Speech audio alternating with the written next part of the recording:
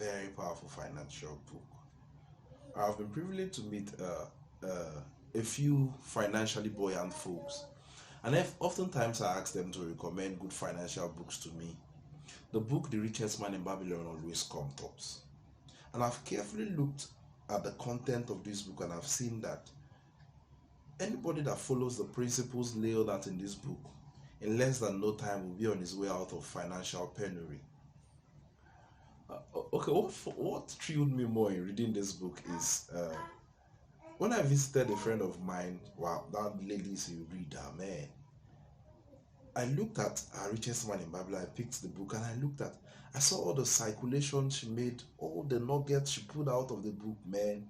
All the principles are amazing. So I said, no, I've not read this book. I need to read this book again.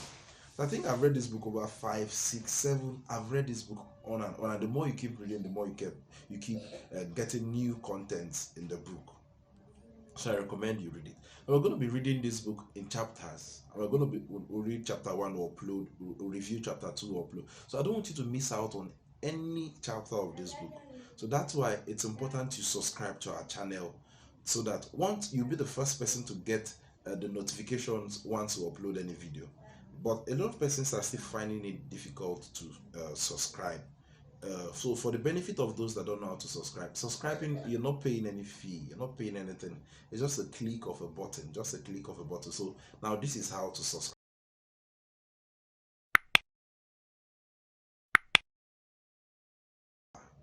I can't wait to review this book. It's a very powerful book.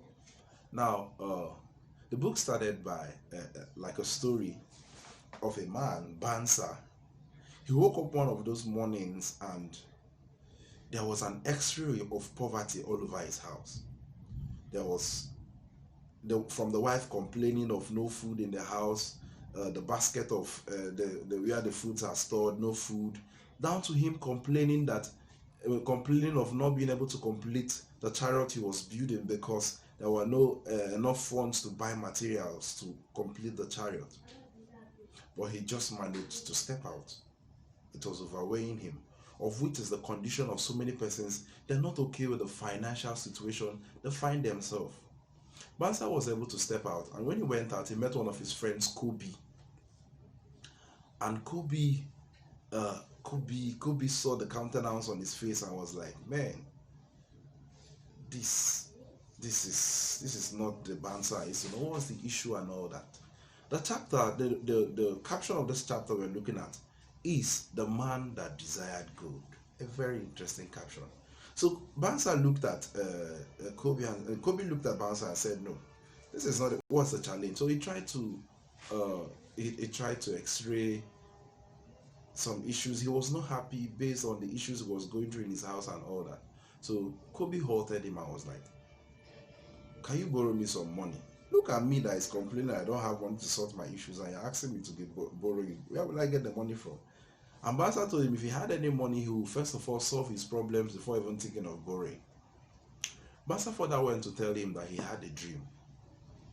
And Kobbi said, why not share your dream with me? And he told him there was a beautiful banquet in his house. And there were varieties of food, enough to choose from. And his children and his beautiful wife was sitting next to him. He said in that dream that the skin of the wife was glowing. She was very beautiful.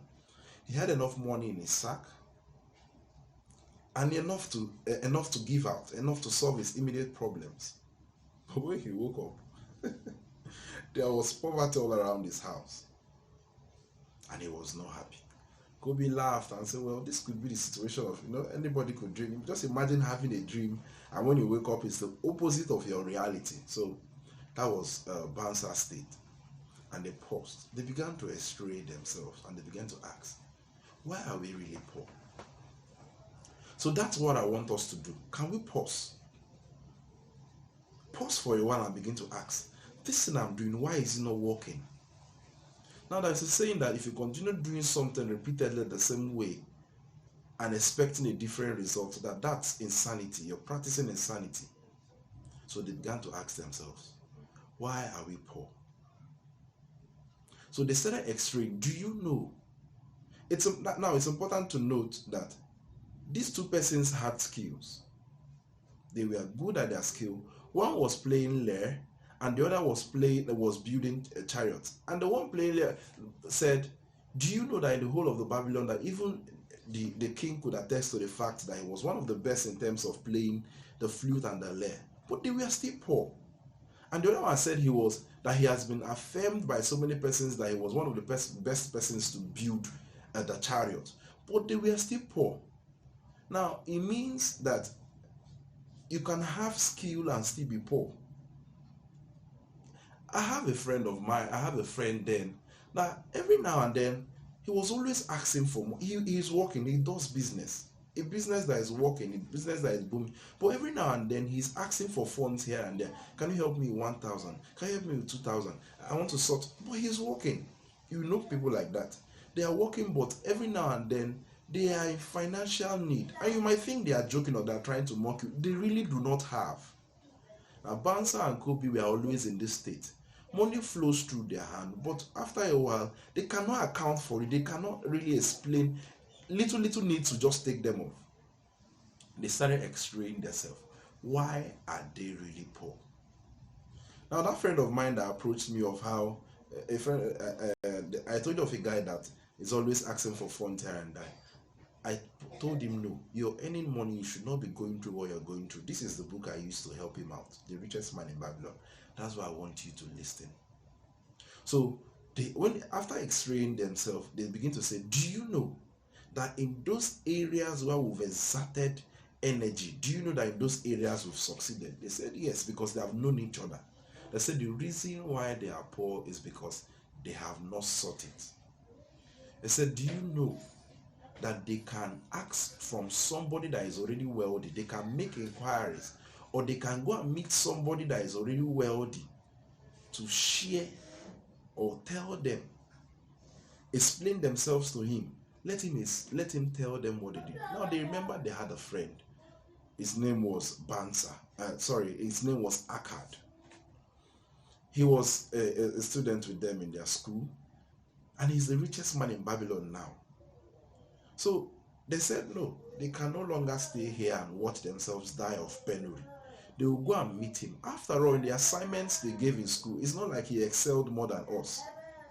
In the things, in assignments, in classworks, it's not like he was superhuman. But how come all of a sudden he's the richest man in Babylon? We'll go and meet him. Now the question will be, did they meet him? And if they met him, what did he tell them? So I want you to write, you've read this book, The Richest Man in Babylon, probably, or if you've not read them, write out what you learned from this chapter. And those maybe that have read it, write out nuggets you enjoyed from this chapter in the comment section. Then in the chapter 2, we're going to look at what did he tell them that made them come out of their penury or their poverty state. Please, if you've not subscribed up to this point, subscribe so that once the next video comes up, you'll be the first person to see. Thank you to welcome your awareness.